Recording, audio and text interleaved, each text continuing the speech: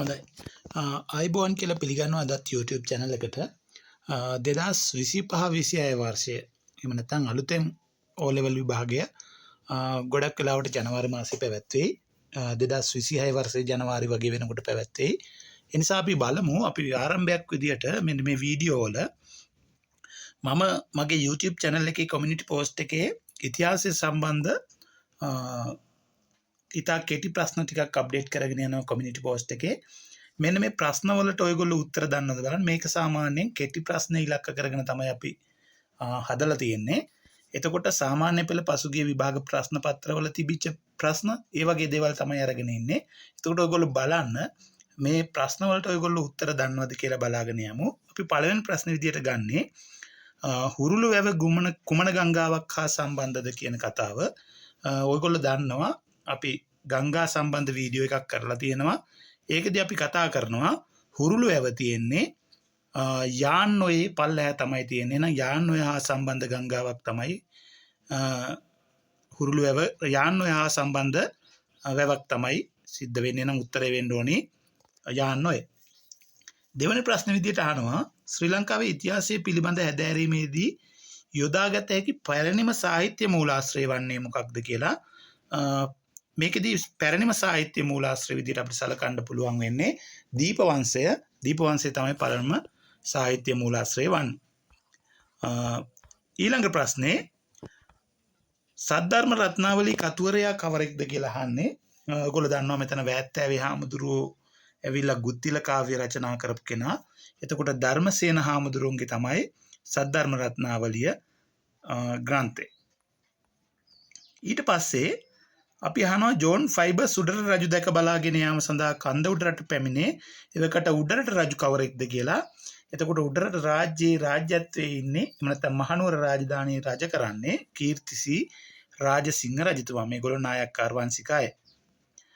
ඊළඟ ප්‍රශ්නේ වංශත්තප්පකාසිනී anu කුමක්ද කියලා අහන්නේ. මේකෙදී අපි මහාවංශය කියලා ගන්නේ මහාවංශයේ අර්ථ විවරණයක් විදිහට වංශත්තප්පකාසිනිය මහාවංශයට ලියන ටීකාවක් විදිහට තමයි අපි ගන්නේ. නම් උත්තරේ 1. මූලාශ්‍ර වර්ගීකරණයට අනුව කාසි පිළිබඳ ආධාරණ විද්‍යාව මොකක්ද කියලා ඊළඟ ප්‍රශ්නේදී අහන්නේ. අපි දන්නවා මේ මූලාශ්‍ර පාඩමෙන් එනේවා. එතකොට කාසි පිළිබඳ ආධාරණ විද්‍යාවට අපි කියනවා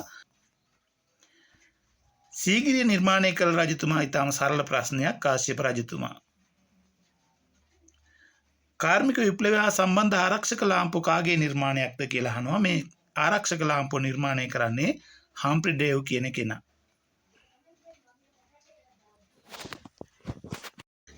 ඊළඟ ප්‍රශ්නය පරාක්‍රම සමුද්‍රය ලංකාවේ වැව් පිළිබඳව අපි වීඩියෝ එකක් කරලා තියෙනවා. පරාක්‍රම සමුද්‍රයේ කුමන දිස්ත්‍රික්කයේද? මේ පොළොන්නරු දිස්ත්‍රික්කයට අයත් වැවක්. නුවර වැව පිහිටා ඇත්තේ ගොඩක් අය මේකේ සමහර අය මානුවර කියලා තියෙනවා. නුවර කියලා කියන්නේ ඒ කාලේ අනුරාධපුරයට. එහෙනම් නුවර වැව තියෙන්නේ අනුරාධපුරේ. ඊළඟ එක ගොඩක් වෙලාවට ඔයගොල්ලෝගේ විභාගයේදී ප්‍රශ්න තියෙනවා ත්‍රිකුණාමල වරායේ වැදගත්කම මොකක්ද? මේක අහනවම තමයි. ඒතකොට ත්‍රිකුණාමල වරාය ගොඩක් වෙලාවට මේකදී අපිට උත්තර 4ක් දීලා තියෙනවා. බෙන්ගාල බොක්කට මුහුණලා පිහිටයි කියන එක තමයි පිළිතුර වෙන්නේ. බෙන්ගාල බොක්කට මුහුණලා තමයි තියෙන්නේ. සැලලිනි සංදේශ රචිත කාලවකවානුව වන්නේ මේ ඇවිල්ලා කෝට්ටේ රාජධානියේ 6 වෙනි පරාක්‍රම බාහු රජතුමාගේ කාලේ. ප්‍රංශය විසින් ඕලාන්දරය ආක්‍රමණය කරද්දී පස්වන විලියම් කුමරු පලාගේ රට මොකක්ද කියලා අහනවා. මේක අපි සිතියම් ලකුණු කිරීමේදීත් කතා කරනවා. ඇත්තටම ප්‍රංශය පහර දෙනවා ඕලන්දයට. ඕලන්දයට පහර දෙනකොට ඕලන්දයේ හිටපු පස්වන විලියම් කුමාරයා පලා යන්නේ මහා බ්‍රිතාන්‍යයට. බ්‍රිතාන්‍යයට ගිහිල්ලා කිව් මාලිගාවේ ඉඳලා නැවත ලංකාවට ලිපියක් එවනවා. අන්නේ ලිපියට අපි කියනවා කිව් ලිපිය කියලා. එහෙනම් පස්වන විලියම් කුමාරයා පලා යන්නේ බ්‍රිතාන්‍යයට. උඩරට රාජධානිය අවසන් පාලකයා වන්නේ කවුද කියලා අහනවා. උඩරට රාජධානිය අවසන් පාලකයා වන්නේ ශ්‍රී වික්‍රම රාජසිංහ රජතුමා. එයත් නායක්කාර වංශික රජ කෙනෙක්. මහවැලිගඟ මුහුදට වැටෙන්නේ ඊළඟ ප්‍රශ්නේ මේ ත්‍රිකුණාමල වරායෙන් වැටෙන්නේ. අපි දන්නවා මේක සිතියම් වල දිනනවා ත්‍රිකුණාමලේ ෆෙඩරික් කොටුව ගෝකන්න වරාය ගෝකන්න තිත්ත මේ වගේ එනවා. එහෙනම් ත්‍රිකුණාමල වරායෙන් තමයි මහවැලිගඟ මුහුදට වැටෙන්නේ.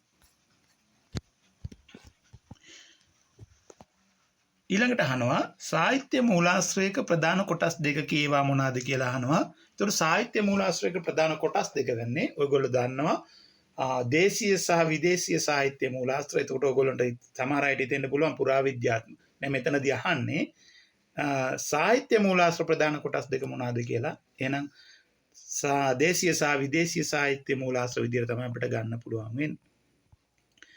අවසන් ප්‍රශ්නේ විදිහට අද දවසේ කතා කරන්නේ උඩරට රාජධානිය නිල වශයෙන් බ්‍රිතාන්‍යයට පවරා දෙන ලද්දේ කවර දිනයකද කියලා අහන්නේ. මේ 1815 කන්ද උඩරට ගිවිසුමෙන් තමයි සම්පූර්ණයෙන්ම උඩරට රාජධානිය නිල වශයෙන්ම බ්‍රිතාන්‍යයට පවරලා දෙන්නේ. එතකොට මුළු ලංකාවමත් විදේශීය ජාතියකට යටත් වෙනවා 1815 උඩරට ගිවිසුම. එහෙනම් බොහොම ස්තුතියි රැඳිලා හිටියට. රැඳිලා ඉන්න 2025-26 වර්ෂයේ සඳහා අපි විශාල වැඩ කොටසක් කරන්න බලාපොරොත්තු වෙමින් ඉන්නවා. ඔයගොල්ලොන්ගේ සහයෝගය මත තමයි ඒක තීරණය වෙන්නේ. එහෙනම් බොහොම ස්තුතියි රැඳිලා හිටියට. අපි නැවත වීඩියෝ එකකින් හම්බ වෙමු.